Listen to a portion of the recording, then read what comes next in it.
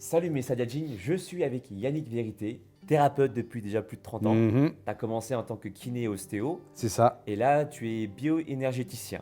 tout à fait. De par ma formation de kiné, ostéo et tout, c'est pas quelque chose qu'on a abordé, donc j'étais pas ouvert à cette chose-là. Tu as cette conscience, J'ai ouais. vraiment pas baigné là-dedans. Néanmoins, il y a un endroit que j'aimais bien, c'était me rendre dans des monastères. J'aimais bien aller dans des monastères, donc j'allais différents monastères, surtout les monastères du XIIe au XIIIe siècle. Et un jour, on me parle d'un monastère qui s'appelle le monastère de Ganagobi, qui est au-dessus d'Aix-en-Provence, sur la route de Sisteron. Donc je vais un week-end là-bas, comme ça, on se promène en famille. Et au détour d'un mur comme ça, la première fois que ça m'arrive, j'ai une vision. J'ai une vision comme ça. Je sais pas, mais c'était tellement clair, on aurait dit que j'étais au cinéma, quoi. Et je vois une vision d'un moine qui arrive sur un cheval comme ça, avec une tenue blanche comme ça. Et ce moine me regarde et je vois mon visage. Je vois mon visage, je le vois descendre, donc ça m'arrête, ça m'arrête net. Mhm. Je vois cette vision, ça m'arrête. Je vois descendre ce moine et il se rend dans la chapelle. Il se rend dans la chapelle, il ouvre la chapelle, il rentre dedans. Donc c'était, ceux qui connaissent Ganagobi, il y a un long mur comme ça qui longe en pierre de taille, l'enceinte, et puis on tourne comme ça pour aller à la chapelle. Et là, je vais dans la chapelle, je me dis, mais je connais cette chapelle. Je rentre dans la chapelle, je savais exactement où était le baptistère, etc., le cloître. Je connaissais cette chapelle sans pour autant m'y être déjà rendu. Et là, j'ai su que j'avais fait, après coup, une expérience de réminiscence de vie passée, en fait. Et là, je me suis dit, ouh, ça a commencé à m'interpeller. Ça a commencé à m'interpeller. Et la deuxième chose, ça a été quand un patient, une fois, est venu me voir. Il avait des douleurs récurrentes au niveau du dos, je faisais l'ostéopathie, ça disparaissait 2-3 jours, ça revenait. Et ce gars, un jour, vient me voir quelques mois après. Je pensais que c'était toujours pour la même douleur, mais non, il venait pour autre chose. Et je lui ai dit, mais vous en êtes de votre douleur? Il me dit, mais je suis allé voir quelqu'un parce que vous me faisiez du bien sur le coup, mais après ça partait. Je suis allé voir un gars qui m'a dit que j'avais un couteau planté, et j'ai senti vraiment qu'il m'a enlevé ce couteau du dos. Et depuis, j'ai plus de douleur. Je lui ai dit, mais c'est quoi ce truc? Donc je suis allé voir ce gars, ce thérapeute, qui travaillait sur l'invisible. Et effectivement, qui a commencé à m'expliquer ce monde de l'invisible, de l'énergie. Et là, à partir de là, je me suis formé. Et ça m'a amené, bien entendu, à la connexion avec les anges. Et au monde de l'invisible, avec des guides. Et donc, en apprenant à communiquer avec mon ange, avec mes guides, etc., je me suis aperçu qu'on pouvait communiquer de façon très précise avec eux. Mais pas seulement par les synchronicités, c'est-à-dire qu'on connaît bien, par exemple, les chiffres trines, c'est-à-dire qu'on se réveille, par exemple, où chaque fois qu'on regarde l'horloge, c'est telle heure, 3-3-3, 2-2-2, 1, etc.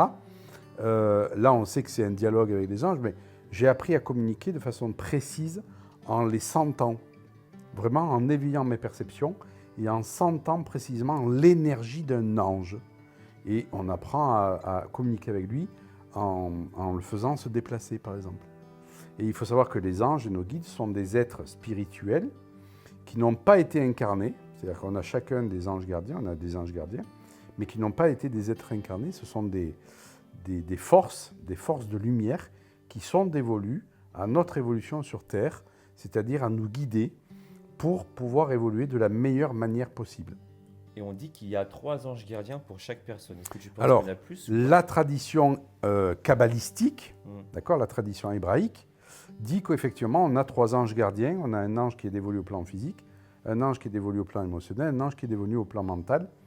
On les apporte donc les forces kabbalistiques, il y en a 72. Voilà. Donc toi, c'est Emelia. Emelia, moi, c'est Yehaïel. Donc il y a 72 forces. On peut faire appel à d'autres forces angéliques selon le thème qu'on veut travailler. Mais ça, ce sont ce qu'on appelle nos anges gardiens solaires. Ils sont dévolus à l'énergie solaire. Nous avons aussi des anges gardiens lunaires. Là, il y en a 28. C'est-à-dire que quand vous faites une demande à un ange avant de vous endormir, vous ne vous adressez pas à votre ange gardien solaire. Vous pensez faire la demande à votre ange gardien solaire, mais en fait, c'est votre ange gardien lunaire qui va prendre en charge, qui va s'en occuper. Donc, il y a plusieurs hiérarchies d'anges, et ils sont chapeautés par ce qu'on appelle les archanges, en fait, qui sont beaucoup plus grands. Et là, j'ai une anecdote. Quand j'ai commencé à me former dans les stages, j'ai commencé donc avec des stages sur les anges, etc. Je lisais beaucoup aussi des livres d'anges, voilà. Et j'ai commencé à faire mes premiers soins avec les anges gardiens. Et quand on fait un soin en bioénergie, on demande la permission de faire ce soin à l'ange gardien de la personne, pour savoir si c'est OK pour elle, à notre ange gardien, à nous, pour savoir si nous, on est en disposition de le faire. Et je connecte donc l'ange gardien de cette personne, et je lui dis, mais waouh, il est immense cet ange gardien, parce que normalement, c'est à une taille humaine, tu vois, ou une colonne énergétique de taille humaine. Et là, je lui dis, mais vous croyez à votre ange gardien? Parce que ça avait la dimension d'un archange. Et pourtant, c'était son ange. Elle me dit, mais je lui parle toute la journée. Et là, j'ai compris que quand on communiquait avec son ange gardien, en fait, on lui donnait de l'énergie à son ange gardien pour que lui puisse être encore plus actif dans notre vie. Et en fait, c'est une réciprocité. C'est vraiment un échange, la communication avec nos anges. C'est-à-dire qu'ils ne sont pas seulement à notre service, on est là aussi pour leur permettre d'évoluer. Et plus on va faire de demandes à un ange gardien, plus on communique avec lui, plus on l'interpelle, plus lui, c'est comme s'il gagnait des points pour monter dans les hiérarchies. Et quand j'ai découvert ça, on me l'avait déjà dit dans un enseignement, mais là, je l'ai touché du doigt avec cette personne. Imaginez, elle donne de l'énergie à son ange gardien en le faisant exister, en fait. Et c'était génial. Et elle me dit, mais moi, mon ange gardien, je sens qu'il est là tout le temps et il me protège de plein de choses et il me fait accéder à mes demandes.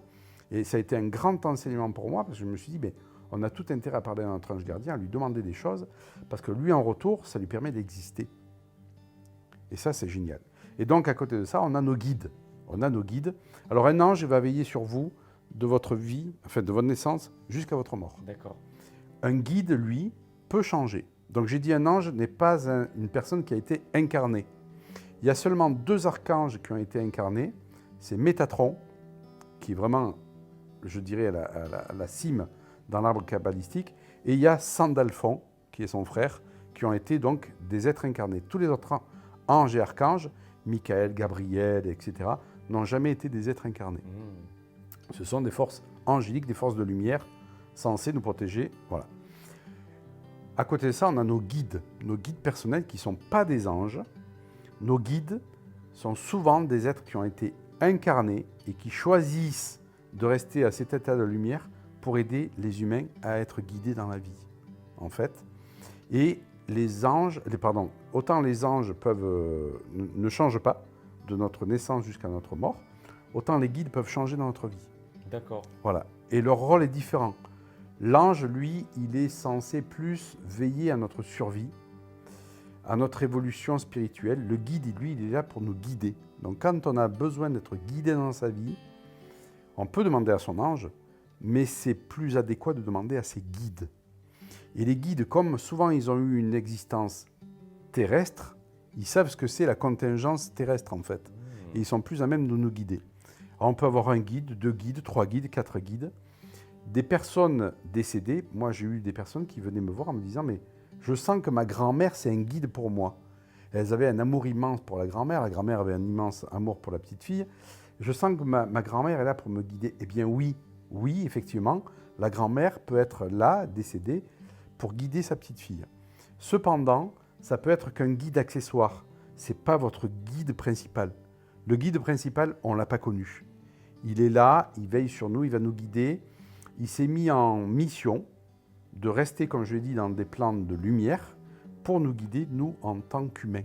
Mais il peut le faire parce qu'il a été, la plupart du temps, incarné, souvent à une autre époque, par exemple. Donc on a vraiment dans cet invisible, on a nos anges, nos guides et toutes les autres présences. Bien entendu, même si on n'est pas de confession bouddhiste, eh bien, il y a l'énergie du Bouddha, par exemple, dans l'invisible. Comment tu fais, du coup, pour une astuce ou une technique simple pour se connecter à nos guides et à nos anges aussi? Il faut leur parler le plus simplement possible. Comme vous allez appeler un ami au téléphone, vous n'allez pas lui dire « Hey, l'ami !» Non, vous allez appeler par leur prénom, d'accord? Alors, connaître le prénom de son ange gardien solaire, c'est très facile. Vous allez sur Internet, vous tapez ange gardien, ange gardien solaire. Vous allez avoir une liste qui va s'afficher en fonction de votre date de naissance, en fait. Et on le trouve comme ça par rapport à sa date de naissance. il va gérer un décan, voilà, au niveau du calendrier. Ça, c'est l'ange gardien solaire. Ou sinon, il y a une très très bonne collection de livres qui s'appelle Aziel. C'est la collection Aziel. Et vous trouvez les anges gardiens donc solaires, physique, émotionnel, mental.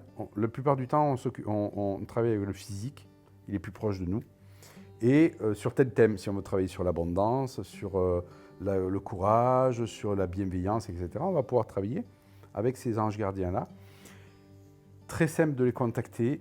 Comme vous appelez un pote, vous appelez votre ange gardien. De la même façon. On n'a pas besoin de vous le voyer. Pour être proche de nous, on peut tout à fait le tutoyer. C'est quelque chose que je fais faire dans mes stages, moi, notamment un stage de communiquer avec l'invisible. Hein. C'est un stage que donnent les formateurs donc, sur 2 jours, où on apprend à ressentir et percevoir l'énergie de notre ange gardien. Parce que comme c'est une énergie de lumière, si on sait apaiser notre mental et si on sait revenir au ressenti du corps, quand vous appelez votre ange gardien, vous sentez vraiment une énergie qui vient, qui peut vous arriver même à vous bousculer. À partir de là, on va demander à notre ange gardien, si c'est bien lui, de venir nous traverser. Parce que si ce n'est pas ton ange gardien, il ne va pas te traverser. Donc tu demandes à cette énergie qui normalement doit t'expanser. Parce que beaucoup de gens me disent « Ouais, mais on n'est pas sûr d'appeler son ange gardien, on peut appeler quelque chose du bas astral. » Et ça, on le sent de suite. Pourquoi? Parce que quand on est connecté à son énergie, l'ange gardien, qu'est-ce qu'il va nous faire faire? On sent que notre énergie va se déployer. On sent que notre énergie va grandir comme ça, que c'est quelque chose vraiment qui va nous expanser. On appelle ça l'expansion de l'énergie. Si vous appelez votre ange gardien et que c'est une présence du bas astral, ce qu'on appelle une entité, ce n'est pas une présence, c'est une entité, je peux vous assurer que dans votre corps, vous ne sentez pas du tout la même énergie. C'est quelque chose qui va vous rétracter, qui va vous donner des poils qui vont se hérisser, qui va vous donner une énergie de froid dans le corps, qui va vraiment vous faire « on se rétracte ». Ça, c'est une entité. Une entité ne va pas vous faire ce phénomène-là. Pourquoi? Parce qu'une entité est un phénomène vibratoire de mort, alors que l'autre est un phénomène vibratoire d'évolution. Donc l'ange gardien, on sent très très bien qu'il va nous expanser. On ne peut pas se tromper, ce n'est pas possible. À partir du moment où vous l'avez connecté, vous dites, si tu es bien mon ange gardien, traverse-moi. Et vous allez sentir cette énergie qui va vous traverser. Et vous lui demandez ce que vous avez à lui demander. Est-ce que tu peux m'aider à faire telle chose? Est-ce que tu peux m'aider à me faire un soin? Parce que les anges gardiens, ils ont certains attributs. Ils ne vont pas vous faire votre comptabilité. Ils ne vont pas vous faire votre déclaration de revenus. Mais ils peuvent vous faire un soin. D'accord? Donc, la première chose à demander à un ange gardien, c'est est-ce que tu peux me faire un soin pour que je sois plus aligné, pour que je sois moins pollué, pour que je sois plus en énergie. Et l'ange gardien, je peux vous assurer qu'un de ses attributs, c'est de nous faire des soins. Donc il ne faut pas se priver de demander à votre ange gardien des soins énergétiques. Il est très efficace, il va vous enlever des pollutions. Il y a des pollutions qu'il peut enlever, il y a des pollutions qu'il ne pourra pas enlever, d'accord? Mais autant faire ce qu'il peut faire et donc se faire dégager. Appelez votre ange gardien comme si c'était votre meilleur pote. Calmez votre mental, soyez vraiment dans le ressenti. Vous allez sentir une énergie qui va venir vers vous et qui vous expanse. Et même dans mes stages, moi, quand je fais faire, les gens sont projetés vers l'arrière tellement que c'est fort. Tu vois? Par contre, il faut faire on revient toujours à la même chose, c'est faire mental calme, en fait. Parce que si notre tête est agitée, on ne peut rien sentir. Donc, il faut d'abord respirer quelques fois et appeler votre ange gardien ou votre guide. Le guide peut être plus subtil dans l'énergie, puisque comme c'était une personne incarnée, mais qui est restée à l'état de lumière, il peut être... Alors, ils n'ont pas tous été incarnés. Hein. Un ange gardien peut être aussi un guide, mais c'est quand même beaucoup plus rare. C'est beaucoup plus rare. On ne sentira pas la même énergie. Mais en tout cas, ce que je peux vous dire, c'est qu'on n'est pas seul dans ce monde de l'invisible. Il y a vraiment des tas de présences qui sont qui sont là pour venir nous aider. Je sens mon ange gardien arriver. Alors, comment je le sens? Souvent, on le sent quand on commence à bâiller. Quand on est un peu à l'écoute de ces signes-là, tu es OK, tu n'as pas de baisse d'énergie, tu n'es pas en hypoglycémie, mais d'un coup, tu te mets à bâiller, mais tu ne t'arrêtes pas. Moi, c'était le signe comme quoi il y a une présence qui venait me voir. Et en fait, le bâillement, c'est une décompression pour permettre à une énergie plus intense de venir nous connecter. Je suis en voiture, c'est 10h du matin, j'ai déjeuné, je me mets à bâiller. Waouh! Et là, j'entends le nom d'un resto dans lequel on voulait aller le soir avec des amis. Je ne sais pas pourquoi j'ai entendu ça. J'ai dit... Et je ne pensais pas du tout à ce resto. Hein. J'étais en train de me rendre à un stage et j'entends ce nom du resto. Je ne vais pas le dire, bien sûr. Hein. J'annule le resto. Je ne sais pas pourquoi, j'annule le resto et je prends un autre resto. 3 jours après, dans le journal, intoxication alimentaire dans ce resto. C'est hallucinant quand même. Hein. Et donc, quand on est... Les anges gardiens viennent vers nous à partir du moment où on va commencer à s'ouvrir à eux, communiquer avec eux. Ils vont vraiment être là. Ils sont en demande de ça, de communiquer avec nous. Ils sont là. Alors, ils vous protègent en cas de danger, si vous avez besoin, etc. Mais plus vous communiquez avec eux, plus ils vont être actifs dans votre vie. C'est vraiment ce message que je veux faire passer. Que dans l'invisible, bien l'invisible, il y a du monde dans l'invisible. Il y a du monde. Et si votre intention elle est pure de communiquer avec votre ange gardien, n'ayez pas peur, vous n'allez pas attirer une âme désincarnée, etc., etc. Par contre, si vous avez l'intention de libérer les morts, là, vous pouvez attirer à vous des âmes désincarnées qui vont chercher de l'aide, en fait. Moi, ma sœur, elle est réflexologue, une très très bonne réflexologue. Souvent, elle m'appelait en me disant, mais je sens que je me suis fait plomber, quoi.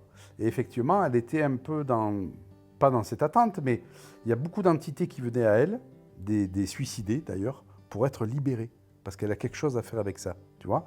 Et elle me dit, mais souvent, mais je me sens plombé. Ben ouais, t'as chopé une entité d'un suicidé, quoi. Un suicidé qui est venu se coller à toi, mais pas pour t'emmerder, pas pour te faire du vaudou, pas pour pour être libéré. Parce qu'il y a aussi ce monde-là dans l'invisible. Il y a aussi ce monde-là, et on peut, et je dis ça, c'est pas pour en avoir peur, c'est que les vivants peuvent aider les morts dans l'invisible. Comment ? Par la prière. La prière, c'est quelque chose de phénoménal, et ça, c'est vraiment un message que j'aimerais faire passer. Si vous connaissez quelqu'un qui s'est suicidé, ou un ami à vous, qui a une personne proche de cette personne qui s'est suicidée, vous pouvez vraiment l'aider à se libérer. Parce que je reçois beaucoup de posts aussi, tu vois, sur Messenger et tout. Comment je peux aider quelqu'un de ma famille ou un ami qui s'est suicidé ? Eh bien, vous allez prendre une neuvaine. Une neuvaine, c'est une bougie qui va durer 9 jours. Vous l'allumez et tous les jours, pendant 9 jours, vous allez faire des prières à cet être désincarné. Si vous n'êtes pas versé vers la religion chrétienne, ce n'est pas un souci, vous n'avez pas besoin de répéter des Notre Père ou des Je vous salue Marie. Vous vous adressez directement à cette personne décédée et vous lui dites qu'il est temps maintenant pour elle de lâcher le plan de la matière et de diriger sa conscience vers la lumière. Parce que quelqu'un qui est décédé et qui garde sa conscience vers la matérialité n'a pas sa conscience tournée vers la lumière. Et du coup, les guides de lumière, et les anges et tout ça, ne peuvent pas le prendre par le callback et l'amener là-haut. Il faut que la personne puisse tourner son regard vers la lumière. Et à partir de là, les guides vont pouvoir l'aider. Mais si son regard est tourné vers la matérialité, c'est-à-dire vers le chagrin d'une personne, et c'est vrai que plus on pleure les morts, plus on les retient, en fait. Si elle est tournée vers sa maison, parce qu'elle était attachée à sa maison, si elle est tournée vers le regret d'une sexualité, tu vois, eh bien, l'esprit n'est pas tourné vers la lumière et les forces de lumière ne peuvent pas venir vraiment la prendre en charge. Oui. Cette séparation, elle fait mal quand vous avez quelqu'un qui est décédé. Demandez à vos anges gardiens de venir vous aider à gérer, à dépasser, à vous consoler, à guérir de cette tristesse. Et là, je voudrais citer un cas qui m'est arrivé en cabinet. C'est vraiment un cas vrai, hein. Je n'ai pas l'habitude de raconter des cas qui sont inventés. Une femme qui a de l'endométriose, une endométriose sévère, elle est mise sous pilule artificielle, sous ménopause artificielle. Elle n'arrivait pas à tomber enceinte. On avait travaillé son arbre généalogique, on avait travaillé plein de choses. Ça ne donnait pas le résultat escompté. Et moi, j'avoue que j'avais épuisé toutes mes armes. Et j'étais dans mon cabinet avec cette personne-là et je sens une présence. C'est-à-dire, je commence à bâiller, mais à bâiller. Je dis, OK, il y a une présence qui s'est pointée. Je regarde qui c'est pas mon ange gardien, c'est pas son ange gardien. Je sens une énergie féminine. Dans les stages que je fais communiquer avec l'invisible, on apprend à ressentir le féminin, le masculin. C'est une énergie féminine. Et là, il me vient Marie-Madeleine. OK, si tu es Marie-Madeleine, traverse-moi. Elle me traverse, d'accord. Marie-Madeleine. Je prends mon téléphone, je regarde Marie-Madeleine et je vois qu'elle aide les femmes enceintes, elle aide la femme à tomber enceinte. La personne était de Orange, j'ai dit écoutez, je connais un monastère où c'est qu'il y a Marie-Madeleine, c'est à la Sainte-Baume. Elle me dit mais j'ai entendu parler, je comptais y aller un jour, etc. Elle me dit vous me dites je vais y aller. Et ça s'arrête là. La personne, j'en entends plus parler. Et un jour, je suis dans mon cabinet, un an après. Et cette personne, je la vois arriver avec un landau. Donc je la reçois. Elle me dit, mais vous savez que c'est un bébé Marie-Madeleine, ça? J'ai comment ça, un bébé Marie-Madeleine? Elle m'a dit, mais j'ai écouté votre conseil, je suis allé au monastère donc, de Sainte-Baume, Marie-Madeleine, et j'étais avec ma mère. Et ma mère a pris de l'eau et me l'a mise dans le cou, comme ça, parce qu'il y a de l'eau, on peut récupérer de l'eau là-bas. Elle me l'a mis dans le cou, comme ça. Ça m'a fait très froid, ça m'a fait une décharge électrique. Et elle m'a dit, j'ai su à ce moment-là que j'allais tomber enceinte. Elle est rentrée chez elle, elle a demandé à son mari de faire le nécessaire, bien entendu. Elle n'est pas tombée enceinte par l'opération du Saint-Esprit, mais elle est tombée enceinte malgré son endométriose. Et donc, elle venait me présenter son petit bout qui avait plusieurs mois, là. Et je me suis dit, mais waouh! Waouh, quoi! Là, on ne peut pas nier l'existence. Je ne savais pas, quand j'ai reçu Marie-Madeleine comme énergie, qu'elle s'occupait de la femme pour qu'elle tombe enceinte. Ce n'est pas quelque chose que j'avais, moi, eu l'intention de dire ou que j'avais mentalisé. Je ne le savais pas. Moi, je dis, la faim, elle vient en mangeant. La foi, elle vient en priant. C'est-à-dire que c'est à nous de faire le premier pas vers ce monde-là. Il ne faut pas attendre un miracle, en fait. La plupart des gens disent « Ah ouais, moi, si on me demande quelque chose, j'y croirai ». Ça ne marche pas comme ça. Ça marche que l'humain doit se mettre en marche.